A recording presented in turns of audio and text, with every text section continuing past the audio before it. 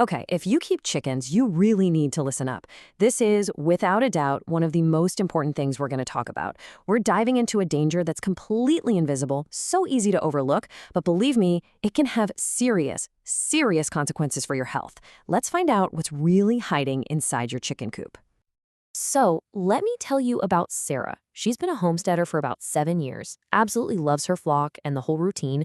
But then one day, her doctor asks her this one simple question. And that single question, well, it changed everything. And her answer? No, I never thought I needed to. And let's be honest, that's probably what thousands of us would say, right? It's such a common assumption. A little coop dust? What's the big deal? Well, as Sarah found out, that assumption can be incredibly dangerous. So that little chat in the doctor's office, yeah, it wasn't just a casual check-in. This was a full-blown wake-up call, sparked by a serious diagnosis. And it's a warning for every single one of us, with a flock, big or small.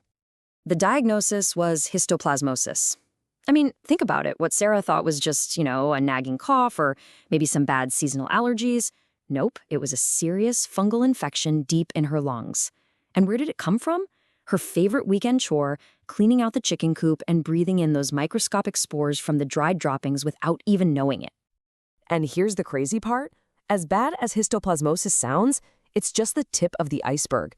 Turns out, there are actually 3 totally invisible dangers to your respiratory system lurking in every single coop. Let's break them down. First up, we've got that fungal threat. Picture this. You're in there, raking and shoveling, stirring up all that dry bedding. Well, at the same time, you're kicking up these invisible spores. You breathe them in, and you could be looking at a major illness that takes months of aggressive antifungal medication to beat. It's no joke. Second is the chemical danger, ammonia. You know that sharp, eye-watering smell you get when the coop is overdue for a cleaning? That's not just a bad smell. It's ammonia gas. And breathing that in over and over again, it's not just irritating, it's actually damaging your lung tissue, sometimes for good. And number 3 is the physical danger of particulate matter. This is that super fine dust, almost like flour, made up of dried droppings, little bits of feed, bedding, and feathers. It's so tiny, it gets deep, deep into your lungs and can lead to things you've probably heard of, like farmer's lung or chronic bronchitis. All right, I know that all sounds pretty scary. 3 invisible threats, but here's the good news. Protecting yourself is surprisingly simple and completely accessible.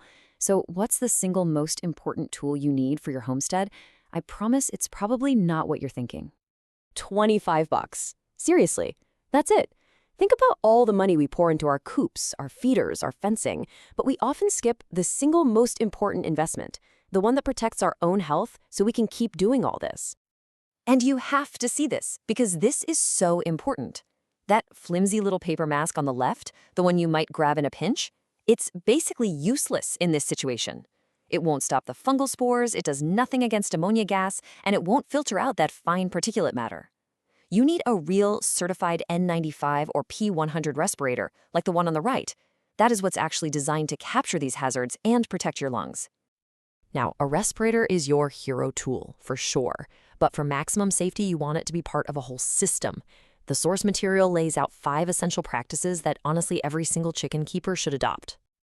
Okay, let's run through these real quick because they're all game changers. 1. Lightly spray the bedding with some water before you start cleaning.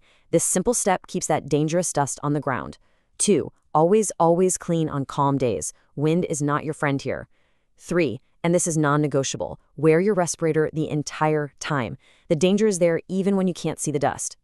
4. Ventilation. Open every door and window.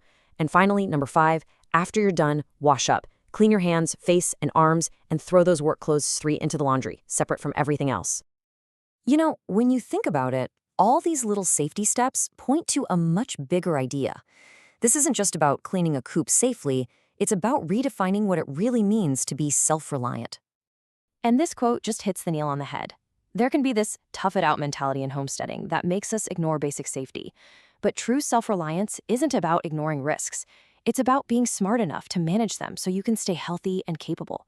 You can't care for your animals or your family if you're battling a chronic illness. And this message is more vital now than ever. With the amazing boom in homesteading, a lot of new keepers don't come from a traditional farming background where this kind of safety knowledge gets passed down. People are learning as they go, and unfortunately, that means some are learning these lessons the hard way, just like Sarah did. Which brings us right back to Sarah. After her illness, she made one simple change. She put a hook by her coop door and hung her respirator on it. Now, every single time she goes to clean, she takes 10 seconds to put it on. It's a small, automatic habit, but that 10-second habit is the difference between protecting her future on the homestead and risking it all over again. So the question for all of us is, what 10-second habit could you start today to protect your tomorrow?